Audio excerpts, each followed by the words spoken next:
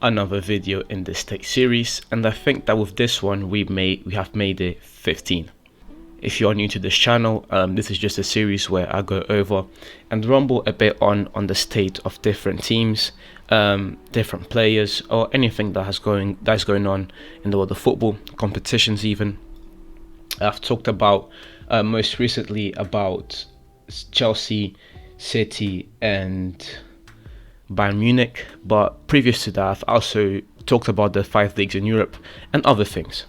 But anyways, welcome back to the JVM Football channel, where you can find game analysis, football history, individual performances, top 10s, etc. If you are interested and would like more football content like this, please subscribe to the channel.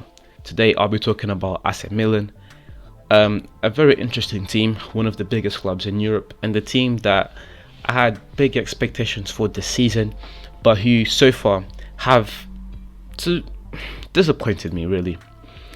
Not because they're not in first place, but just because of the gap that they have between first place and second place, and the fact that they still rely on Zlatan to come through to score the goals. They need someone else to help Zlatan. Rafael Leão is not doing a bad job, but I mean, when you have a 40-year-old guy carrying the team, and the second guy that's meant to be like he's Robin, has only scored 6 goals in 19 games, it doesn't really look too good. Rafael needs to come through more. He needs to help the team more, and at the same time it's quite hard because he's only 22. Milan need to do something about their options up front. They did sign Giroud, but if you're looking for someone to give you those 20 goals a season, I don't think Giroud is really that guy. But in normal stage series fashion, we're gonna start with my predictions and how they have fared to how the team have played so far. And to be fair, I didn't make any predictions at the beginning of the season to Serie A. I only made Premier League and Champions League predictions, and which is my bad. But I was just starting now, and I decided to make other videos, like what's going on with what's going on with the European Championship and the transfer market. So I didn't really make a AC Milan prediction. But even though I didn't make a video on it, my predictions for them was to win the league. I thought that last season they fumbled it. They fumbled it to Inter, who then just ran away with it. So this season I thought that they were going to be able to manage it, especially because of how dominant they were at the beginning of last season. At the beginning of 2020-2021 season, they looked like one of the best teams in Europe. At some point I think they had like a 20-game streak unbeaten, which is something truly impressive. But again, they fumbled it towards the end and Inter ran away with it. So I really thought that, this season could be different, that AC Milan could have a say about this. But right now they sit 4 points behind Inter and in third place with the same 49 points as Napoli. They still have a chance, but if I'm being honest, I don't really see them taking over Inter, because let's say that Inter did really give up those 4 points.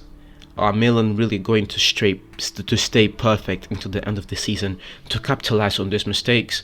I don't think so. What has gone well for them so far this season?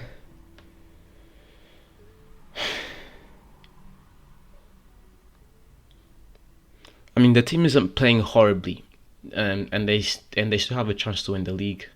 They're 4 points off, although I don't believe they're going to. So what has gone well? Well, the team has played well. They've played good football, and this is sad to say, but it really is, especially when you look at what happened in the Champions League with AC Milan. They hadn't been in the Champions League for such a long time. They come back in their first season and they were one of the worst teams in the competition. The group was hard. They had Liverpool, Atletico and Porto, all teams that are top 3 teams in their respective leagues. But to go out like that, I mean, only 4 points. Truly sad, truly sad. This is the thing with AC Milan in the last 2 seasons.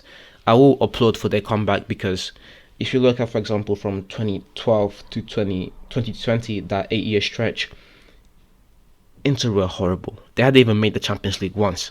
I mean, 2014, yeah, 2014 to 2020, they hadn't made the Champions League once. So for them to be back is an achievement of itself. But the way they went out, it was just ugly. Nothing pretty to see. And then Serie A again, that's where they are really capitalizing on, where they can really capitalize and go for a title. So I hope they really do that. I hope they really take this chance and to take things forward. What has gone wrong? I mean, this is going to sound a bit similar to what I said about City and Liverpool, because in fairness, at least when it comes to the Serie A, in fairness, they haven't played bad in Serie A. They just dropped a few points. And that has costed them. I'll say that, okay, that thing I said as well about the strikers is something that you can point out as something that has gone wrong for AC Milan.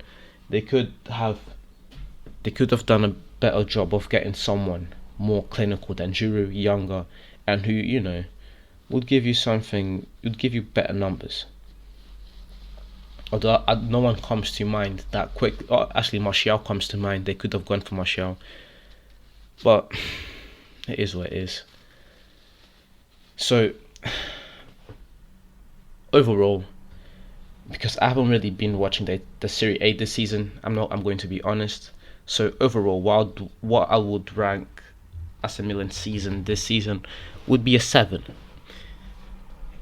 In reality, it should be a 6.5 or a 5 because of how horrible they were in the Champions League.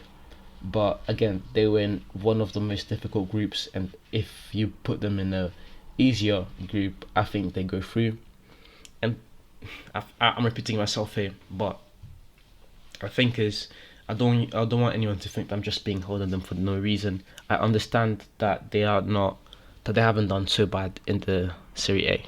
So yeah, that's that for them. But anyway, this is the end of the video. Thank you very much for watching the video until the end. If you enjoyed the video, please leave a like and subscribe to the channel for more game analysis, football history, individual performances, top 10s, etc. This is the beginning of something special, and it would mean the world to me if you subscribed to help me to grow this channel.